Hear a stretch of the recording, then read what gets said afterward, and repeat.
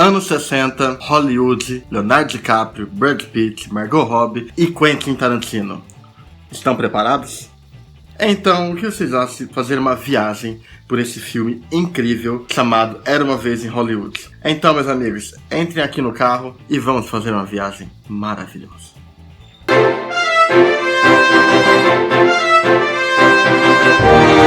Bom dia, boa tarde, boa noite. Está começando mais um Cine Tavão e eu sou o Tavão, trazendo cultura pop até você. E hoje irei falar sobre Era Uma Vez em Hollywood, um novo filme do Quentin Tarantino que tem muito a dizer, mesmo que não pareça que está dizendo muito. Mas eu irei explicar aqui. Esse vídeo aqui não tem muito roteiro, mas é que eu resolvi expor o que eu senti, a minha percepção desse filme da forma mais crua possível e visceral. Quentin Tarantino chegou ao seu 9º filme. O filme que deve ser seu penúltimo, né? Segundo ele diz que vai se aposentar no 10º filme e tal. Eu não boto muita fé, mas ele diz que vai se aposentar. Ele entrega aqui uma obra completamente enlouquecida e contemplativa ao mesmo tempo. Ele tá quebrando regras aqui de novo. Isso é bom. O cinema precisa de mais diretores aptos a conhecerem regras totalmente ao ponto de quebrá-las com total talento que nós nos sentimos agraciados, né? Bom, muito bem. Se você não conhece esse canal, já está gostando aqui do conteúdo, então que tal se inscrever ali embaixo e ativa o sininho, né, para receber notificações de todos os meus vídeos. Era Uma Vez em Hollywood. Mais um desses filmes que tem Era Uma Vez, né? Claramente é uma homenagem do próprio Quentin Tarantino a filmes como Once Upon a Time in America ou Once Upon a Time in the West, né? Ambos filmes de um diretor de faroeste. E esse é um filme que trata sobre um ator de faroeste. A história acompanha aqui Rick Dalton, interpretado pelo Leonardo DiCaprio. É um ator que ele já foi um ator de faroeste, de TV e tal, e está tentando migrar para o cinema há certo tempo e não está tendo êxito. E ele passa seus dias ali, acompanhado de ninguém mais e ninguém menos, Brad Pitt, interpretando aqui Cliff Booth, que era seu dublê na série antiga, e desde então ele exerce funções e faz tudo pra ele, motorista e tal. É o brother dele, né? Praticamente é o grande parceiro dele ali. Cliff Booth e Rick Dalton são praticamente inseparáveis ali. Isso é legal, é uma coisa meio bromance ali, que o filme gosta de tratar. E esse é um filme um pouco estranho em certos momentos, porque eu acho que esse filme se assemelha mais a Oito Odiados do que os filmes anteriores. Oito Odiados tem um esqueminha ali,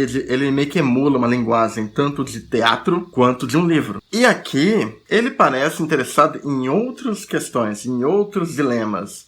Tem muita coisa aqui que é extremamente introspectiva. Pode ou não irritar as pessoas, dependendo da sua cabeça que você for ver esse filme. Tarantino ignora qualquer tipo de regra possível sobre formato de filme em 3 atos com viradas e etc, etc, etc. A maioria dos filmes, né, 90% dos filmes, seguem à risca essas regras. Mas aqui o Tarantino vai além. Ele resolve quebrar algumas das regras mais primordiais da linguagem cinematográfica. E o que ele faz no lugar? Ele começa a desenvolver ali o cotidiano desses personagens. Tanto de Cliff Booth, quanto de Rick Dalton, como também da Margot Robbie, né? Que é a única personagem dos protagonistas, né, que é real, né, que é a Sharon Tate. Aqui numa versão um tanto santificada, pura, cai mais no simbolismo que os outros personagens. E nesse cotidiano, para não deixar a peteca cair, ele recorre às suas técnicas mais insanas para não deixar o filme, em momento algum, se tornar cansativo. Existem flashbacks dentro de flashbacks. Ele começa a falar sobre determinado ponto da carreira do Rick Dalton. Ah, ele fez aquele tal filme e de repente Tarantino quebra toda a narrativa que ele estava tendo e parte para aquele momento ali de uma cena daquela série que ele fez ou daquele filme. E Tarantino não dá uma amostra grátis daquela série ou filme, 1 minuto ou 2. Ele mete ali uns 15 minutos. Você é basicamente absorvido pela narrativa daquele filme falso ali que o Tarantino colocou. E isso ocorre várias e várias e várias vezes no filme. Ele brinca com a nossa percepção, ele nos controla totalmente, aplicando essa visão, esse controle que ele tem do público. É tudo meio que cotidiano ali, existe muita coisa implícita. Esse filme tem um problema, exige que o público tenha noção de 2 coisas. Uma certa noção sobre a história do cinema, sobre como o cinema mudou antes lá da época das estrelas, a era de ouro, né, Star System, né, que existia uma forma de atuar, que era mais de carisma, né, que era mais envolto do status de estrela, dos atores e atrizes. Os atores passaram a encarnar os personagens e mudou completamente a indústria, porque aí passou-se a valorizar o filme acima do ator. Outra coisa que é importante falar, boa parte do filme funciona você sabendo desse aspecto. Se trata de Sharon Tate, é uma atriz em ascensão, casada com o diretor Roman Polanski, que foi assassinada pelos malucos do Charles Manson. Você, o filme inteiro, você tem essa pulga atrás da orelha em relação a Sharon Tate. E até mesmo em relação a eles, porque eles são meio que eles são vizinhos da Sharon Tate. Então, tipo, é o fracasso do lado das estrelas em ascensão do lado, né? Que é o diretor e a atriz, né? Ele segue uma visão meio que santificada, pura e inocente, né? Da Sharon Tate. A Sharon Tate, aliás, ela tá ali meio que uma representação antropomórfica da energia, do espírito dos anos 60, enquanto o DiCaprio e o Brad Pitt trazem a carga do passado. Eles são o que sobrou de antes, né? Do sistema antigo de Hollywood, de como era antigamente. Trata sobre essa luta constante de ainda ser importante. Aquilo é motivada mais por uma certa vaidade do que por um grande desejo de atuação e tudo mais. Ele gosta de ser um cara privilegiado, uma grande estrela. E ele não quer perder isso. Tem um desenvolvimento muito profundo do DiCaprio no papel. Ele se entrega totalmente ali. E é um personagem que, de certa forma, é uma sátira. É patético, consegue nos fazer rir e nos emocionar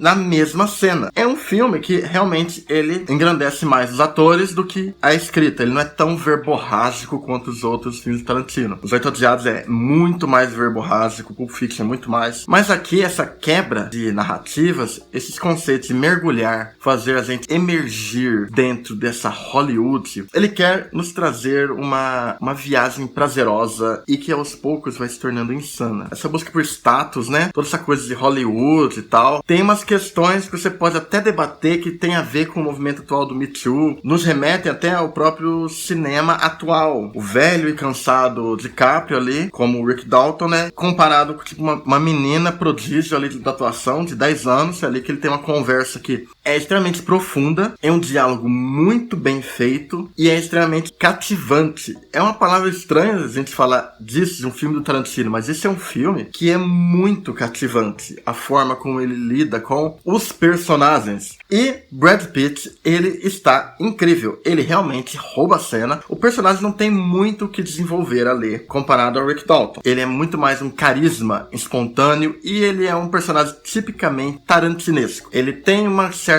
questão do passado dele, um certo negócio sombrio, obscuro ali, que você não sabe se é ou não verdade. Ele tem uma tendência violenta dele. Mas mesmo sem ter nada, ele marca toda hora. Ele tem certos aspectos que são muito bem realçados. É o carisma, como eu falei, a lealdade, a própria presença que ele traz nas cenas, né? Ele tem uma certa imponência que eu acho bem legal. Porque, de certa forma, a estrela, né, às vezes tá meio que retraído, fraco, né, o DiCaprio. E aí nós vemos a figura do dublê, que seria a figura apagada da indústria, né, muitas vezes esquecida, tendo muito mais imponência e presença em cenas. É uma alfinetada muito bem colocada do Tarantino. É um filme que o Tarantino brinca toda hora de fazer faroestes espaguete, faroestes John Wayne, faroestes de TV, e brinca com a percepção da cinefilia, né, do cinéfilo, né, porque tem toda uma questão do Brad e do DiCaprio se juntarem na casa dele e ficarem sempre vendo filmes na TV, filmes antigos e tal. Isso aí é uma coisa muito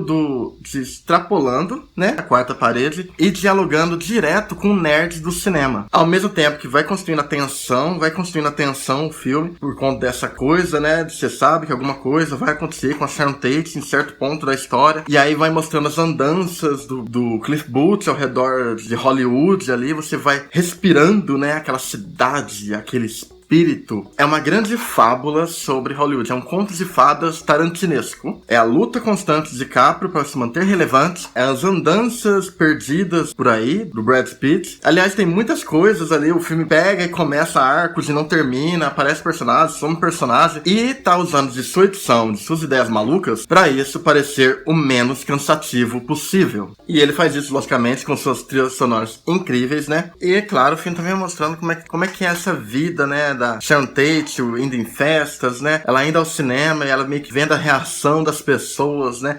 Como elas reagem à atuação delas, se elas estão rindo, se elas estão se divertindo com o filme. O filme trata muito bem essas coisas. É estranho, é um formato que eu não estava preparado, mas que funciona perfeitamente se você se deixar levar. Se você se deixar levar, é uma história que é empolgante sim, é intensa, é prazerosa, é extremamente divertida por muitos pontos, em muitos momentos o filme é uma comédia. E você tem que entender uma coisa, existem personalidades reais ali na história que ele meio que faz um jogo de xadrez ali, o Tarantino. Ele pega e as usa da maneira que ele quer para contar a sua história, da mesma forma que ele já fez em outros filmes. Eu acho que talvez devesse ter dado um pouquinho mais de camadas, né, pra Sharon Tate e tal, igual deu pro personagem de DiCaprio. Acho que os problemas desse filme estão relacionados a essa pequena questão da Sharon Tate, e o segundo ato poderia ter menos cenas. O segundo ato, aliás, é uma parte muito importante. Só que talvez com menos cenas aqui e ali, ele funcionaria melhor. Por outro lado, não daria todo esse clima, esse ritmo abstrato que o filme tem, que é como se a gente estivesse espiando dentro da mente de Quentin Tarantino. O que eu acho, por sinal, fantástico, né? Mas é um filme que você precisa estar com certo... ter uma pequena bagagem ali para início e se desprender do que você espera de um Tarantino. Que é a mesma coisa que ocorreu também com Oito Odiados e Bastardos Inglórios, que na época até dividiu opiniões, porque muitos achavam que o filme não tinha isso, não parecia o Tarantino. Mas talvez ele não pareça mais o Tarantino que ele era no passado, né? Talvez ele tenha visões diferentes.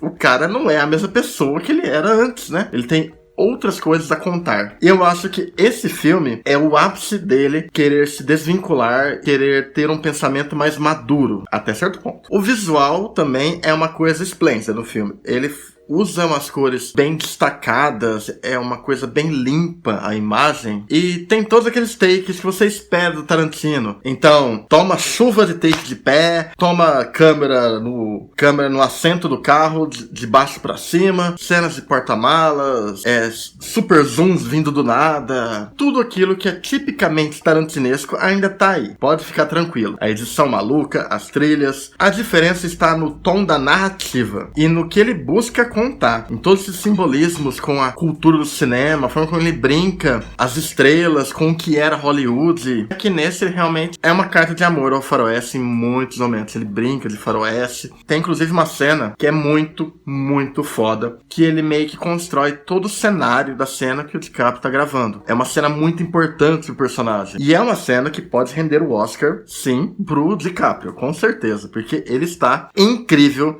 nessa sequência.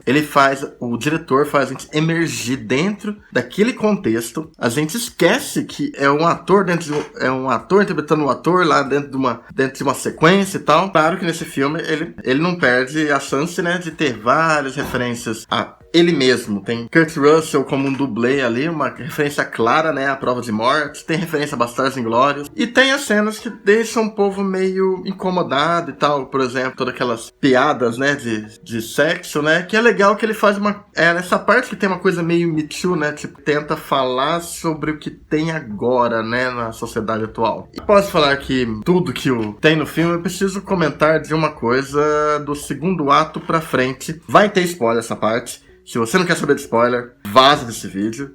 Depois que você vê o filme, você volta pra cá. Beleza?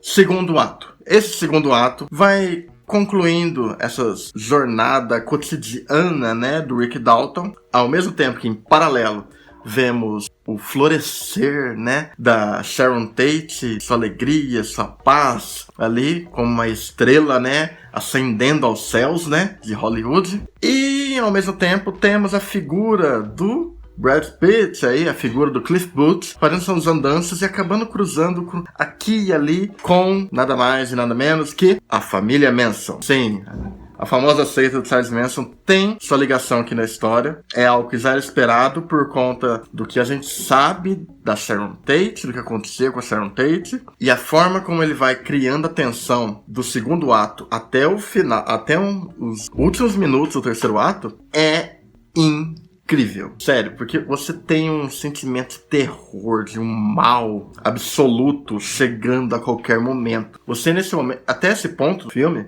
você já foi cativado e já foi conectado, né, por esses personagens, pela Sharon Tate, pelo Rick Dalton, pelo Cliff Booth. E aí chega nesse ponto, que é o finalzinho do segundo ato, você começa a ficar muito apreensivo e muito ansioso. Ele vai controlando suas emoções de uma forma até um pouco sem educação, o que o Tarantino faz com o público nessa parte. Você vai ficando muito nervoso ali com o que pode acontecer, o que vai acontecer, será que vai acontecer mesmo? E aí ele vai cozinhando, e aí no momento que a gente acha que vai explodir tudo, ele dá meio que um sentimento de paz, de alegria, e meio que ele faz a gente ir pra aquele lado, pensar naquilo, isso aqui vai acontecer, isso aqui. E, opa, não é isso aqui não, opa. Olha pra cá. Ele é basicamente um grande ilusionista nesse filme, assim como ele é em vários filmes, o diretor. Consegue pincelar essas ideias, né? Esses conceitos como ninguém. Chega um momento em que aparecem os assassinos do Manson. E o que o diretor faz? A dúvida que pairou o filme inteiro, que deixou o público totalmente tenso. Ele chega ao final e, mais uma vez, meus amigos, é hora de um revisionismo histórico e de ser aplicada uma certa justiça, né, aos moldes de Quentin Tarantino. Quando a futilidade, idiotice e o jeito patético do Rick Dalton, agora já um sucesso na sua carreira, né, conseguiu dar a volta por cima, vai ter seu último momento ali com o Cliff Booth, e aí chega um ponto, eles iam atacar os vizinhos, né, do Rick Dalton. Mas o Rick Dalton é um cara tão chato, tão cri-cri, tão nojento, tão vaidoso, que ele acaba chamando a atenção para ele, o que faz com que os assassinos vão atacar a casa dele. E o que acontece? Cliff Booth, enfim, revela seu passado obscuro, talvez seja mesmo real. E é hora de uma boa justiça tarantinesca e esmagar a cara desses filhos da puta que massacraram a Sharon Tate. E é magnífico.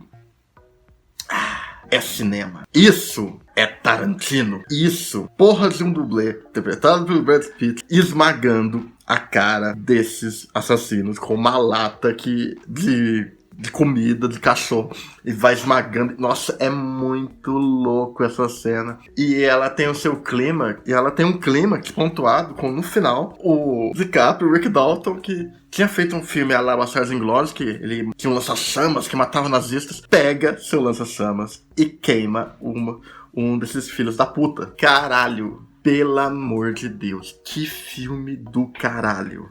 Que filme foda. Sabe, não é o que eu estava esperando. Ele lida com muitas coisas aqui e ali. É diferente, sim. É Tarantino ainda, mas é Tarantino mais...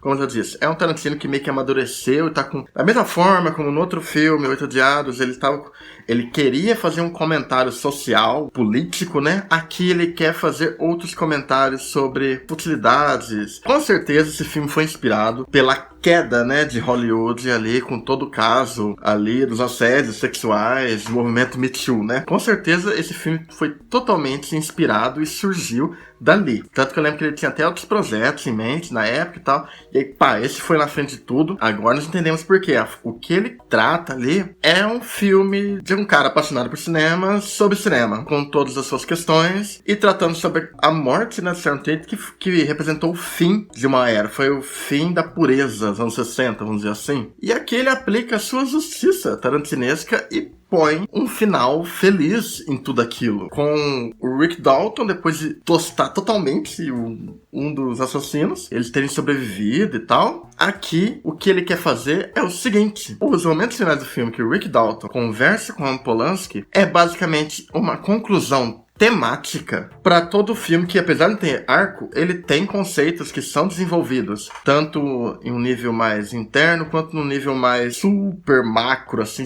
um nível grandioso, né, por cima de tudo. E aí esse final é um final que conclui tematicamente por conta que tudo ali soa como um grande conto de fadas do Quentin Tarantino. Agora nós temos que esperar que com certeza o Quentin Tarantino vai assumir o Star Trek novo aí, com o roteiro que ele entregou aí pros caras. Esse cara tem que ser muito louco pra não deixar ele dirigir. Por favor, ele tá nessa vibe de faroeste, fez toda essa carta de amor nesse filme ao faroeste. Nada mais justo que uma franquia influenciada pelo faroeste seja agora comandada pelo Quentin Tarantino. Tá na hora de chutar o balde do blockbuster. E eu acho que o melhor cara pra chutar o balde dos blockbusters é esse maluco que praticamente todos os filmes de uma locadora, do filme arte ao filme B, e ajudou a redefinir o cinema no final da década de 90. Então, o que eu digo é, veja Era Uma Vez em Hollywood. É um filmão mesmo, é diferente, é estranho, é meio incoerente, é uma percepção mais profunda e ao mesmo tempo mais lúdica em certos momentos. É contemplativo com muita coisa, mas é um filme que valerá extraordinariamente o seu tempo. E é um filme que ele vai amadurecendo melhor na sua cabeça com o tempo. Eu ainda vou ver ele de novo, porque isso aí é... Não tem palavras. Eu discorri aqui da forma mais maluca que eu pude, tudo que eu acho, que eu senti com esse filme, a gratificação que dá quando acaba é maravilhosa. E fica até o final dos créditos, porque temos cenas pós-créditos, sim, e são ótimas. Os fãs de longa data do diretor vão sacar muita coisa ali, uma referência linda. É isso, minha gente. Eu não tenho mais o que falar, isso aqui foi uma loucura. Eu já me perdi aqui, eu tô... Então é isso, minha gente. Se você gostou do meu vídeo, dá seu like aí. Se não gostou, dá seu dislike. Mas se quiser, a vida é sua e o problema é seu. E comenta aí o que você achou do meu vídeo, da minha crítica, se achou do filme. Eu ainda acho Oito Odiados a obra-prima máxima. Mas, na minha opinião, ele não tem... Esse aí tá entre os melhores filmes dele. Pelo o que ele quer trazer. A forma como ele quebra as regras e tudo mais. Então, minha gente, a gente se vê por aí. Que a força de vocês, né? E até mais.